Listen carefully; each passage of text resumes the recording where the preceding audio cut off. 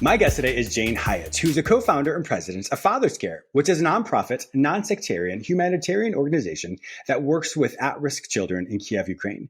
In her role as president, Jane mentors a team of 31 Ukrainians, developing them through leadership and vision.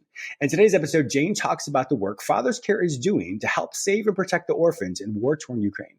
Find out how you can support and help raise funds to heal at-risk and wounded children in the Ukraine and restore them to their families. Welcome to LIFEOLOgy. Thank you. Good to be with you.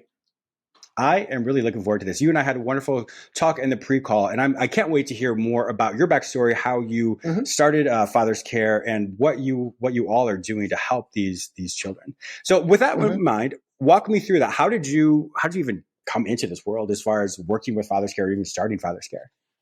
Well, I've been living in Ukraine since 1994, and there was a ton of kids on the street at that time.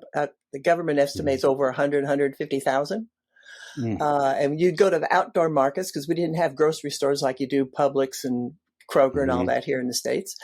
Go to these markets and kids would pull on your shorts or your shirt and they'd be begging for bread or milk or something.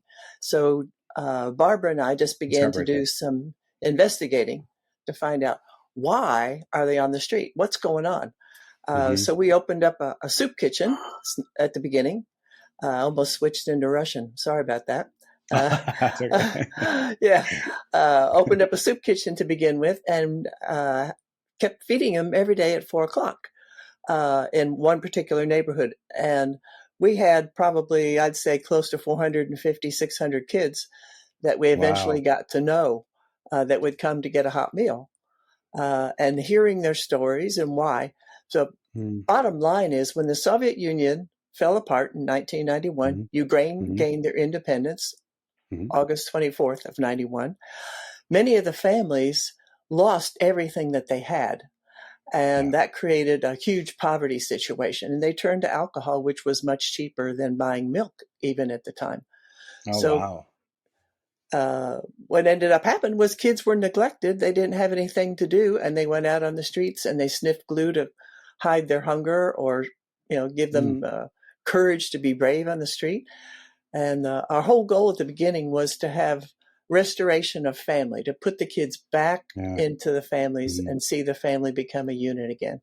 So that's basically how it got started. And we started it in 1998 and it's been going ever since. Yeah. Wow, that is incredible. So when you first went over there, were you already living there or you just happened to be there with, you said Barbara, I think it was, were you already living there? Yeah, Barbara's the other co-founder. She was already living there. And I went over to assist with a church plant. That's what I went over there for. But then saw this huge need and the burden just shifted to helping the children. And here we are today, still doing it, fatherscare. Yeah. Now, a lot of the things, like I was telling you in the pre-call that in my field in psychology, I've worked in pretty much every setting you can think of. I worked with foster kids as well. And the whole goal of the foster care system is to reunite a child with a family member, hopefully the parents, the biological parent, if that is applicable, if that's a healthy choice. So it sounds like that's the same thing for you as well, is to the reunification of children with their families and to probably create wraparound services of sorts to help them if there's any addictions or any parenting problems. Yeah. We try to put them back, first of all, in their biological family. And we have a great team. We have my degree's in psychology, and we have so we have a common thread there, James. We do. We have social workers, and our director is also a psychologist, and we have a psychologist on staff, a couple of them. And we work together with the families. Like, for example, if a family is really struggling and they see that Family and Children's Services might be removing their child from the home, they might come to us and say, help me.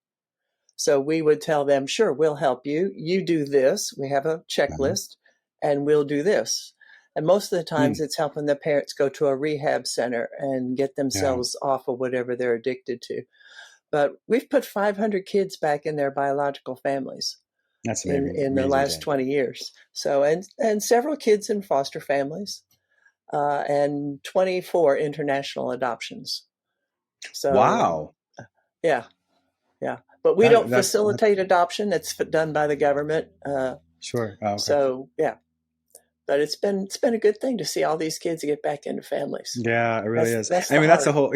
Yeah, exactly. I mean, the whole goal is the reunification. I mean, the healing aspect of it, the familial system, Yeah, which I think is fantastic. You all do that. yeah, So it's great though, because if a family member comes and says, "Can you help us?" right, That right there shows me, from what I'm hearing, is that they really want this. They know they're struggling, and they'll do anything they can, for the most part, to be right, able to reunify and to get the help they need so that they can keep their children. And right. unfortunately, there are certain situations where that some parents aren't able to realize that, but that's great that you can help them, offer those services for them to Yeah, be able to get yeah, the help that they need. yeah, yeah. There have been families that there was just no hope for whatsoever, none. Yeah. And that's always a sad thing, especially for the children, because there's that heart thing with the child and the mother. It's there with the Mm-hmm. dad too, but there's just Sure. Yeah. there's just a cord with the mom that I don't think ever gets severed, and it's Sure. really heartbreaking to see that to have to tell a child um, there's no hope. Oh my Uh, gosh, I can't imagine that. I mean, that just breaks my heart hearing that, because to hear uh, that, like you said, that's, oh, I would not want to be my role. I mean, because that would be devastating. How is being in the psychology field, if you've had to do that, how do you deal with that when you have to tell a child there's no oh hope for gosh, reunification? that is it. It's so painful Hmm. to tell them that the rights have been terminated. Your mom doesn't want to change. It's a process. You can't just dump the whole thing on them at one time. Yeah. It takes, depending on the child, on where they are emotionally, it may take a month to get them to that place. Yeah, I'm But sure. and then you've got to really watch them and spend time with them and pray for them. I mean, we pray a Hmm. lot with kids. Prayer's a Yes. good thing. And get them interested in thinking about having another family. And sometimes they'll come to that realization themselves. There was one girl, I remember, she Mm. came to me and she said, I don't have any hope of ever being with my mother. And well, where'd you get that idea? Well, it's been a year and she hasn't changed. Wow. So That's this is a really 9-year-old powerful child insight. who came to her own Oh my goodness, conclusion. Jane. And you're wondering, gosh, where did she get that understanding? Yes. But praise the Lord, she and her brother were adopted by a Ukrainian family, and they Oh, are in a home. wonderful. They are in a family now. So Oh, that's wonderful. it's an exciting What's the thing. age Yeah. range? What's the age range of the population of your children there? Oh, our kids, the youngest right now is 6, and the oldest Hmm. is 16. Oh, We don't wow. go any Okay. young. Yeah, we don't go any younger than 5 because Hmm. it's a whole different ball game It is. It with certainly is. as you well know, Hmm. 4 and under, Hmm. and not to mention facilities have to be different. Sure. Yeah, it's a whole different ball game. Yeah, Wow. yeah. Where do you mainly get your funding from? Our funding comes from, well, people like yourself. Hmm. We are an NGO, so we're Hmm. not supported by any major large organization. And what's important for me to say, it may not be important for people to hear, but it's important for me to say, uh, I take zero from Hmm. fatherscare. I'm totally funded by another uh, 501c3, and Barbara as well. We had an Wow. Okay. audit done on our stuff, and 99.2% of the funds that comes to us goes for the children. That Mm. 0.8% pays for bank fees and postage to send tax letters at the end of the year. But it comes from just individuals all over the world who have a Yeah. heart for children and a heart for families. Mhm. I appreciate your So, authenticity and your transparency on that, because that's very important. I mean, because sometimes, especially during this time as the war is happening. For those listening right now, I'm talking with Jane Hyatt, who is a co-founder of FathersCare, and her organization works with children in Ukraine in orphanages. And so right now mhm. we are in 2002, April 14th of 2022. And so since this show will syndicate in multiple platforms in the future, this is the time we're talking about that. So it's a timestamp that I do want to use to help people realize that right now, unfortunately, that war is going on. Can you tell us a little bit about that as well? I know right now you're currently in the States right now, and I know of course your staff and the workers are over there. Can you walk us through some of the things that everyone's experiencing over there? Well, I can. When I left the country on a planned trip just a few days before the war started, about a week or so before the war started. Hmm.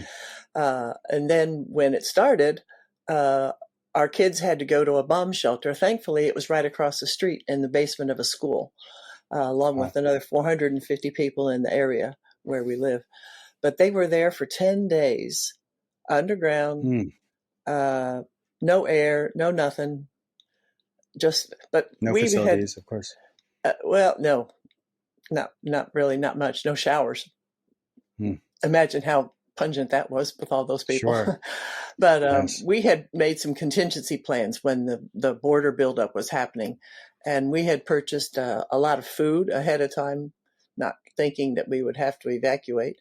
We also purchased a lot of MREs, military ration kits. Meal replacement. And yeah, so thankfully we had that because that's what the kids survived on for those 10 days underground. And then we were able to, through a network of communications, get them out of the country and on a train. They're right now in Germany with eight of our staff, because our area is our territory and our property is right at 15 minutes from Bucha.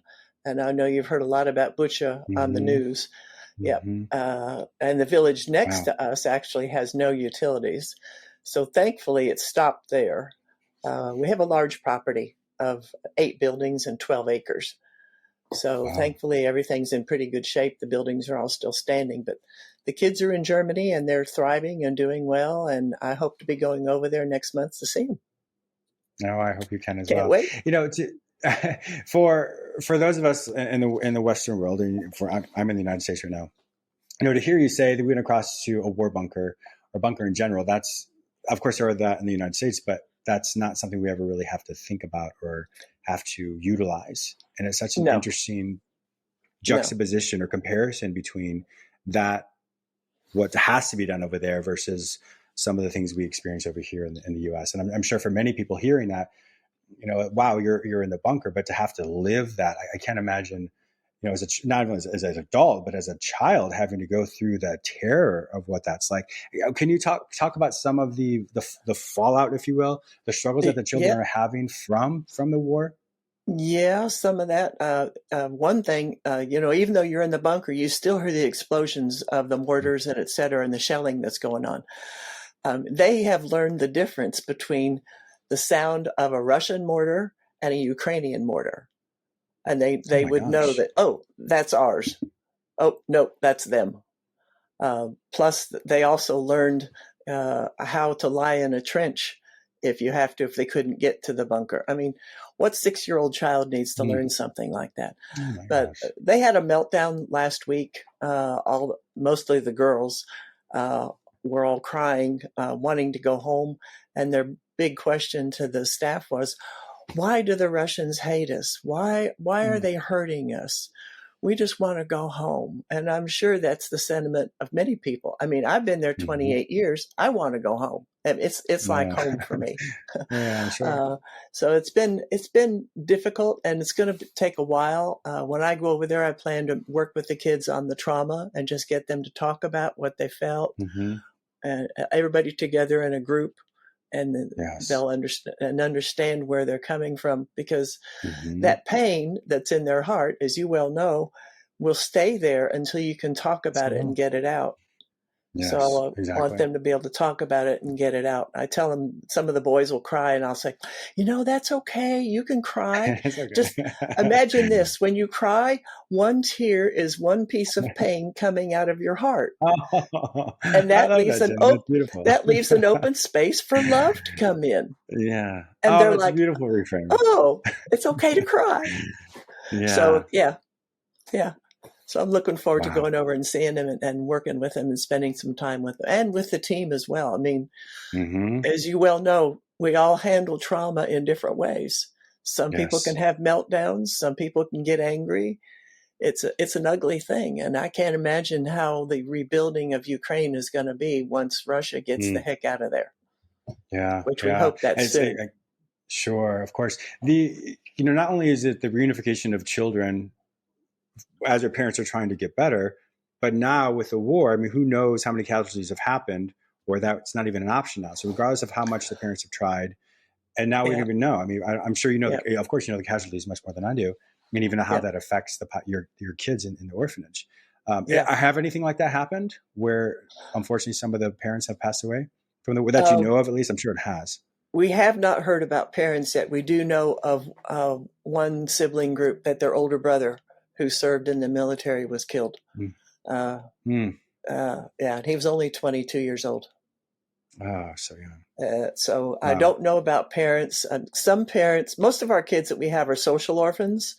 By that Okay. meaning they still have a parent. The parental rights have been Mm-hmm. suspended or Mm-hmm. terminated. Mm-hmm. But most of our kids that are in Germany have spoken with their parents. Not all of them, but some Okay. of them. Good. Okay. So they So know there's some some parents hope are there. still alive, and most of the mothers are in Poland.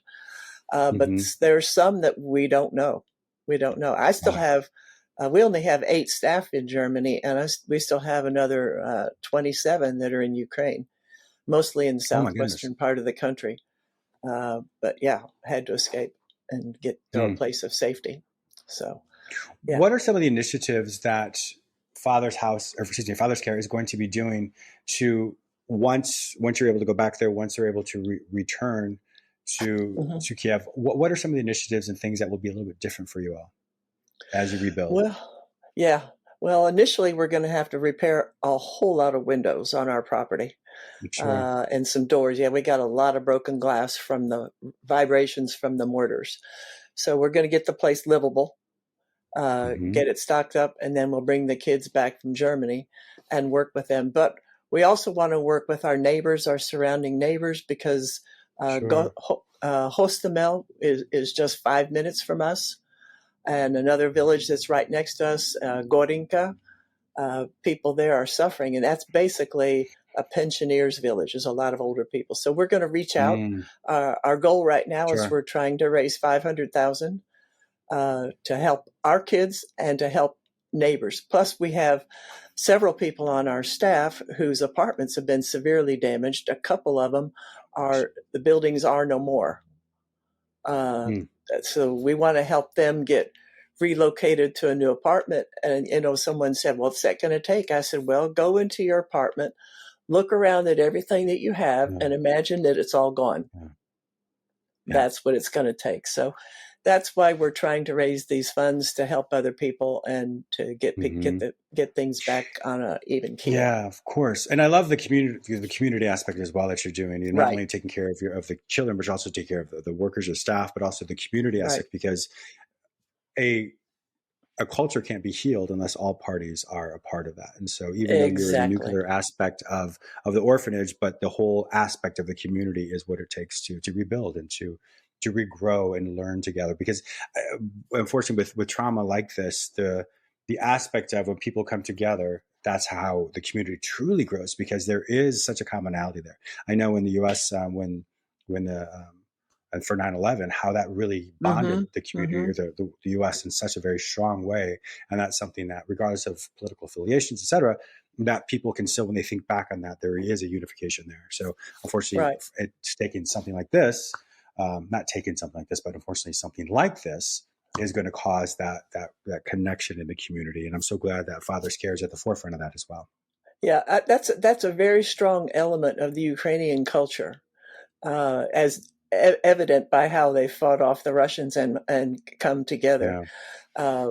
We have always been very community minded. We'll do community service projects, go clean up the lake, go pick up trash, just to teach kids to be good community citizens. We've even gone to the next door village and helped older people rake their yards when they're full of leaves in the fall and that kind of thing. But the Ukrainian culture, I mean, they are beautiful people.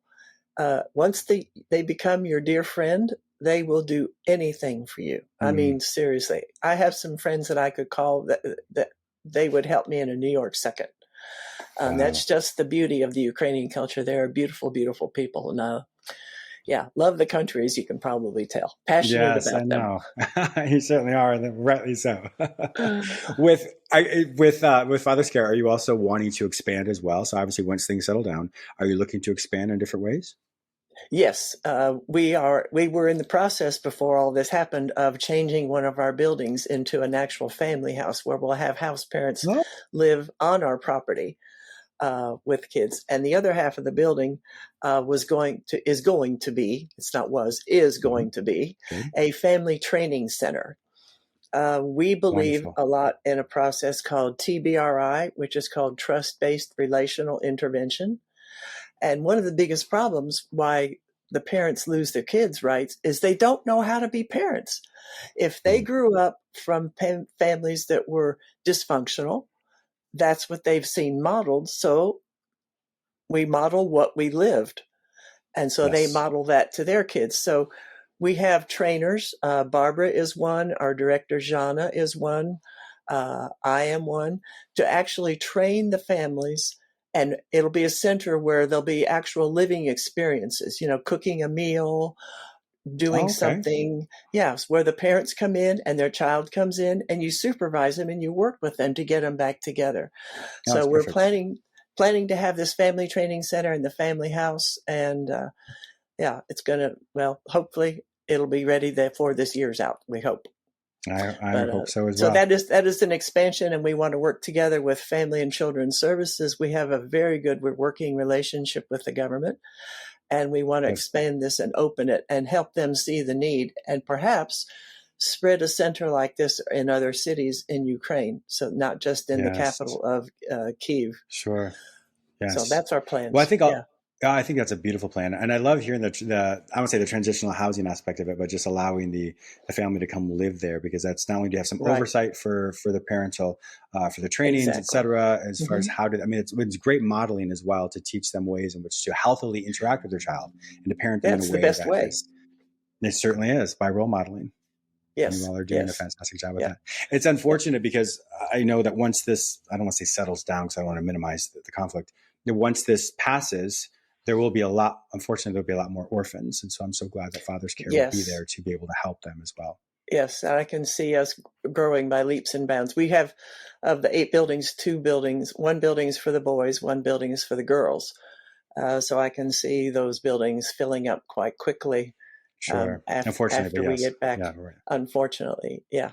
But we have a Yes. phrase we're not saying. Someone says, "Well, what are you going to do when the war's over?" I said, "Oh no, we're not saying when the war's over. Right. We're saying, what are you going to do when we win?" When There Ukraine you go. wins. So that's the thing. Everybody's kind of shifted to this The positive patriotism as attitude of well. when we Okay. I win. like Right. that. Yeah. Yes, Yeah. yes. I mean, that Well, instills hope, that instills patriotism, and that instills yeah. so many different things. And once again, the Yeah. unification of that too creates a community and a culture.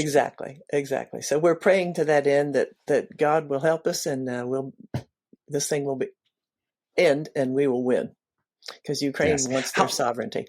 Go ahead. Yes, they do. With your faith as a Christian, how has that helped you through a time like this when it makes no sense, when it makes no sense that this is happening? How is your faith? How is that really helping you and helping the community, helping the kids? How is that helping you find hope when there seems to be no hope?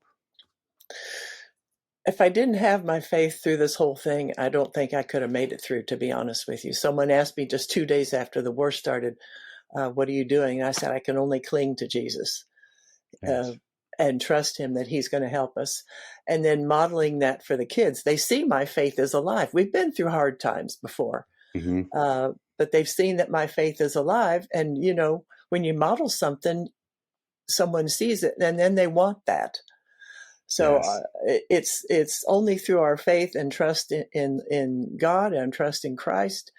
And we're coming upon the Easter holidays, Mm-hmm. which is another good reminder. But Mm-hmm. just Jesus, he's my only hope.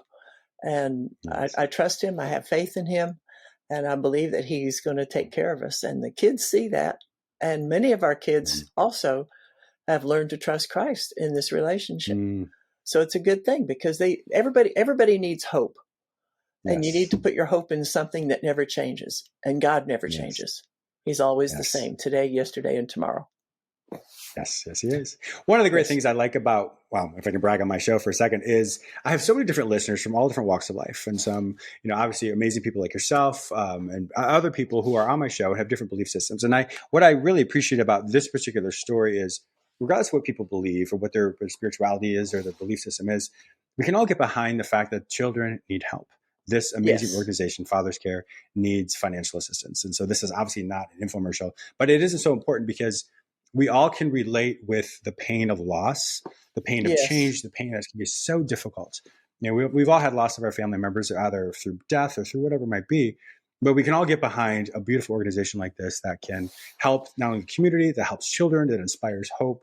and all that as well. So I want my listeners and viewers who are listening to this to, whatever your spiritual background is, but to really understand that this is a fantastic organization that can definitely need help to really, like I said, instill hope in the children, hope in the community, and to really give back to Ukraine in a way that is definitely needed. So one thing I really wanted to do just before we wrap up is, Jane, what are things that my viewers and listeners can do right now to help Fathers Care? The biggest thing would be to donate to us, and you can do that easily on our website. It's fatherscaretheark. And one thing I will mention is I'm not on the bank account. We have a board that oversees it. So there's no way possible that I can ever touch the money, and that's good. I never want to. But fathers-care.org, and there's a donate button, and the money will come into the bank, and the board will distribute it to Fathers Care, and we'll take care of the children. And what you were saying about different faiths, not everybody believes the way that I do, and that's okay. I respect however you believe, because you are a person, God loves you, and that's my job. I love it. Exactly. And you do a fantastic job. Jane Hyatt, it has been an absolute pleasure having you on my show. You're welcome back any single time. I want my viewers and listeners to know that I highly endorse Fathers Care, and I definitely would like for you to go and donate and give back as much as you can. Jane Hyatt, thank you so much for being a wonderful, amazing guest on my show today. I truly appreciate it. Thanks so much for having me, James. I look forward to possibly being with you again when the war's over. Yes, when it's over. We'll celebrate. Yes, we will.